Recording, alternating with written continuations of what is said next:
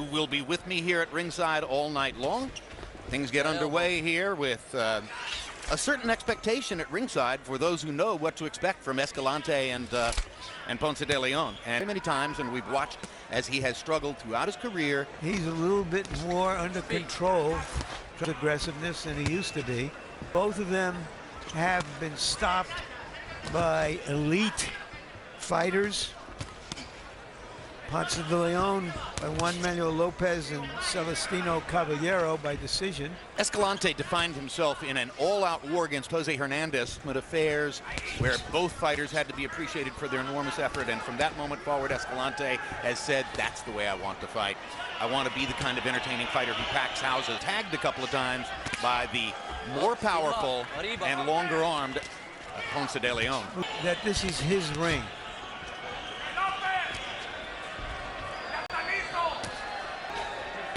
Escalante, by my lights, Larry, improved defense here in the first round. He's blocking some punches, moving away when appropriate. As you suggest, that may be directly the product of having gotten, incidentally, if he wins this fight, he stands as the supposed mandatory opponent, at least in one governing body's eyes, for Lopez again. May get another shot at him. And he's been popping Escalante for the last minute of the first round and making headway, blocking many of Escalante's shots. Good left cross landed a moment ago for Ponce de Leon, who has had his way in the first round. Defining the round for the Mexican star. Outside of his front foot. That's what you need to set up punching angles when you're the conventional fighter fighting against a southpaw. So far, Escalante not mastering that. Ponce de Leon continues to land big shots. For the Tarahumara Indian, 5 children in his family, and his parents elected to move from 14,000 feet altitude at the top of the mountain to a village at the bottom of the mountain where thus became, as far as we can tell, the only member of his tribe yet to become a boxer. Seldom seen by others from outside their tribal culture. Mountain communities in Mexico. In fact, a few years ago, I asked Ponce de Leon, who lives in East Los Angeles, if he had ever seen a member of his own tribe here in East LA, which is almost entirely a Mexican and Mexican-American community, and his answer was no, not a single one. Stepped up the pressure in this round, trying to get more aggressive. The heavy punches and the improving craft of Daniel Ponce de Leon, and that roundhouse left seemed momentarily to stun Escalante. Stop. It's been a tough first couple of rounds. He has a solid base of fans in the Southwest, many of whom may be disappointed at what's happening right now. There's a good counter left-hand shot again by Ponce de Leon. You certainly cannot fault Escalante for his effort. Good body shot by Escalante. Ponce de Leon prides himself on his conditioning. You're doing a good job. Backing this kid up all night.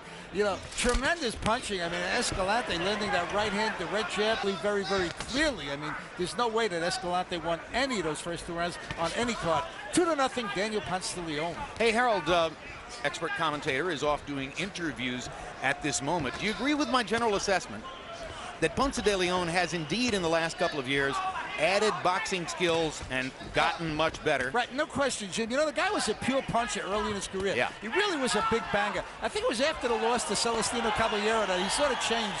Now he's got much better skills. He disappeared for a while after the Caballero fight. And when he came back, he had much better skills. He's a much better boxer. He uses that right hand very, very effectively. Very rarely do you see a southpaw that can snap a right jab. You notice he doesn't snap the right jab, but he gets it out there pretty good, lands it pretty hard, and he sets up that straight left hand by sticking that right jab in your face. Still not in the same league for boxing skill with fighters in the same division like Yuriorkis, Gamboa, and Juan Manuel Lopez. It's a murderous division, Jim. You know, he may have to go up against Caballero again one of these days. Caballero may be the best guy at 126. Right, not as much a conventional boxer, but extraordinary skills and an amazing multiple punch output for Caballero.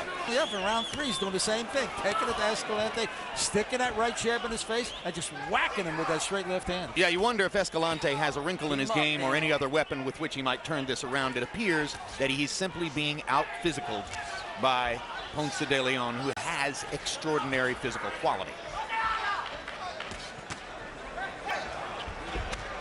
Round 3, and again, Escalante momentarily wobbled by a left hand from Ponce de Leon. Escalante is stubborn and will not be discouraged. Keeps coming. Hard right hook by Ponce de Leon, and the referee waves it off right away. That is a knockout immediately as referee Tony Krebs waves the fight off over Escalante, and the ring doctor is with him at this moment. 40 wins, 2 losses. Take a look at the right hook, Larry, and there goes Escalante. There was no count as the result of that knockout shot. And here's yet another look. Larry joining us now back at ringside. The left hand to set it up. The right hook, a perfect shot. And there was no more Escalante from that point forward. Larry, you were not yet quite back here at ringside, but referee Tony Krebs jumped in and waved it off immediately after that punch. You know, my first thought, Jim.